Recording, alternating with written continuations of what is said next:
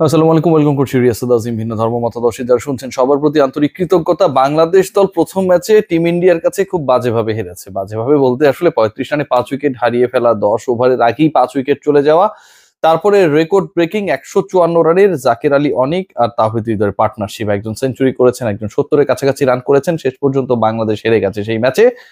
ম্যাচের হাইলাইটস কিংবা কি পয়েন্টস যেটা আসলে বাংলাদেশের পরাজয়ের জন্য সবচেয়ে বড় রেসপন্সিবল, সেগুলোকে যদি আমরা সামনে আনার চেষ্টা করি, আমার কাছে মনে হয় যে সর্বপ্রথম এবং একমাত্র কারণ হিসেবেও যদি কেউ দাঁড় করাতে চায় যে বাংলাদেশ পরাজিত হতেই পারে, কিন্তু এত বাজেভাবে যে স্টার্টটা হয়েছে, যেটা আসলে প্রথম 10 ওভারেই নিশ্চিত হয়ে গেছে যে বাংলাদেশ এই ম্যাচে কোনো ধরনের ডমিনেটিং ক্রিকেট খেলতে পারবে না।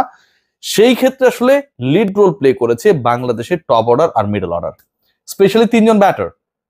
সৌম্য সরকার শূন্য করে আউট হয়ে গেছেন, আরো একটা আইসিসি ইভেন্ট শুরু করেছেন উইথ জিরো, বিগ জিরো শুরু করেছেন শূন্য দিয়ে। এবারের ICC event Najmul Hossain Shanto, he is the captain of the side. এবং মিডল অর্ডারে মুশফিকুর রহিম। এই যে তিনজন ব্যাটার সবে মিলে খেলেছিলেন মাত্র 8টা বল, এবং যে 5 উইকেটের পতন ঘটেছে তার 3জন হচ্ছেন সৌম্য, শান্ত এবং মুশফিক। তাদের কারণে বাংলাদেশ যে স্টার্টটা এক্সপেক্ট করছিল সেই এক্সপেক্টেড স্টার্ট পায় নাই। স্পেসিফিক্যালি বাংলাদেশ স্ট্রাগল করেছে, এবং ওই ষষ্ঠ উইকেটের অভাবনীয় পার্টনারশিপটা না হলে শেষ পর্যন্ত টিম টাইগার্স 100 ম্যাজিক ফিগার ছুঁতে পারত কিনা সেটা নিয়েও শঙ্কা তৈরি হয়েছিল। আলোচনা যখন সৌম্য, শান্ত, মুশফিককে নিয়ে, তখন আলোচনাটা অনেক বেশি ভ্যালিড এই তিনজনের কে বাদ পড়ছেন পরের ম্যাচে। বাংলাদেশ যে পরের ম্যাচটা খেলবে সেই ম্যাচে আমরা সবাই জানি সব ঠিক থাকলে Mahmudullah Riyad, he will be the part of the 11।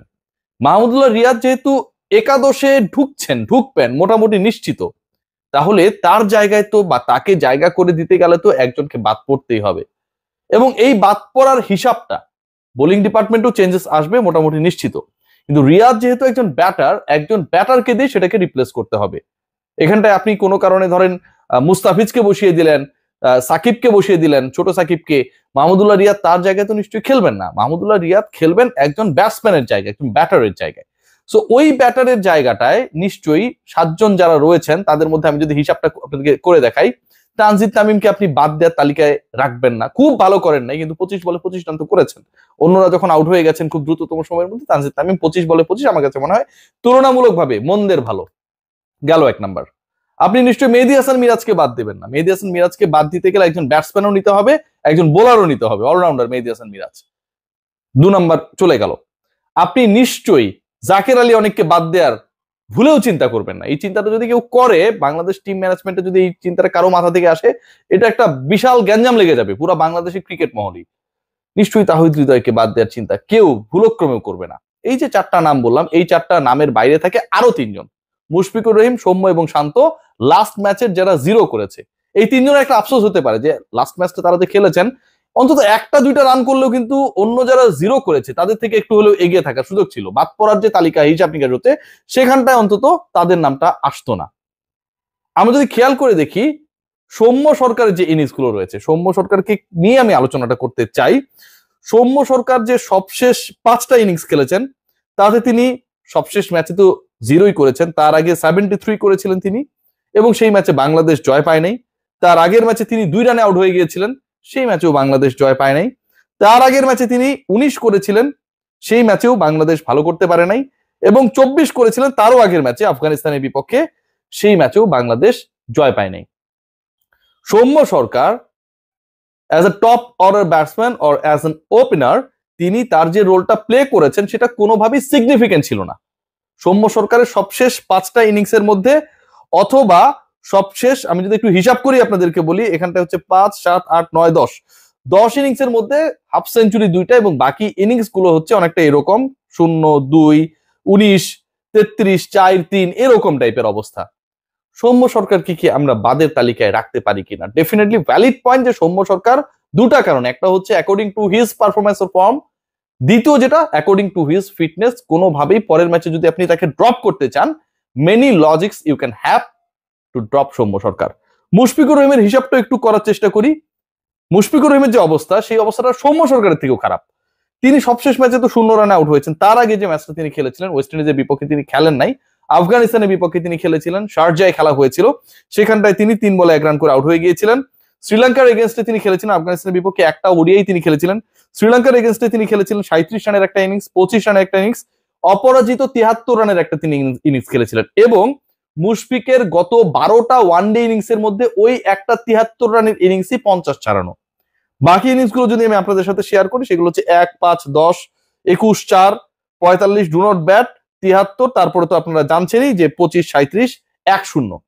Mushfiqur রহিমকে বাদ দেওয়ার, বাদ পড়ার যথেষ্ট সুযোগ রয়েছে, কারণ একজন ব্যাটারকে আপনার ঢুকাতেই হবে। আমি খুব প্র্যাকটিক্যাল আলোচনা করছি, কারো বিপক্ষে পক্ষে না।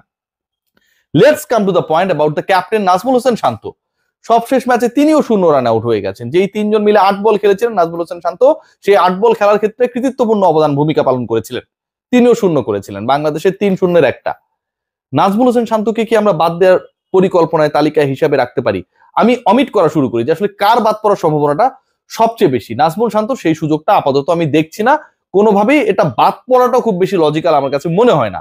নাজমুল হোসেন শান্ত লাস্ট ম্যাচে 0 করেছেন, কিন্তু তার আগে যে 5টা ইনিংস, তার 5টা ইনিংসে তিনি রান পেয়েছেন।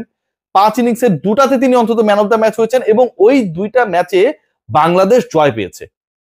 সিরিয়াসলি, যেই ম্যাচেস গুলোতে তিনি রান করেছিলেন বাংলাদেশ জয় পেয়েছে।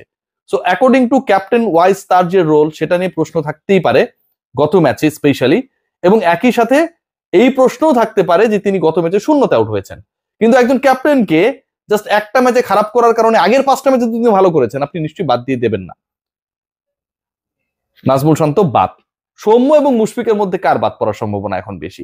আমরা যদি মাহমুদুল্লাহ রিয়াদকে ইনক্লুড করতে চাই, মাহমুদুল্লাহ রিয়াদকে তো আপনাকে অ্যাকোমোডেট করতেই হবে। সেই জায়গায় আমার কাছে মনে হয় তুলনামূলকভাবে এই যে দুজনের মধ্যে একটা দ্বৈরথ রয়েছে, কে ড্রপড হবেন ফ্রম দ্য টিম, সৌম্য সরকার নাকি মুশফিকুর রহিম, সেখানটায় সৌম্য সরকার ড্রপড হবার আলোচনায় তুলনামূলকভাবে একটা অ্যাডভান্টেজাস পজিশনে থাকবেন। সবশেষ যে ইনিংসটাতে তিনি 0তে আউট হয়েছিলেন, তার আগে তিনি 73 করেছিলেন, একটু আগে যেটা বলছিলাম। নাম্বার 2 যেটা, if you want to pick Mahmudullah Riyad at 11, you have to drop someone who is a specialist batter in middle orders, right?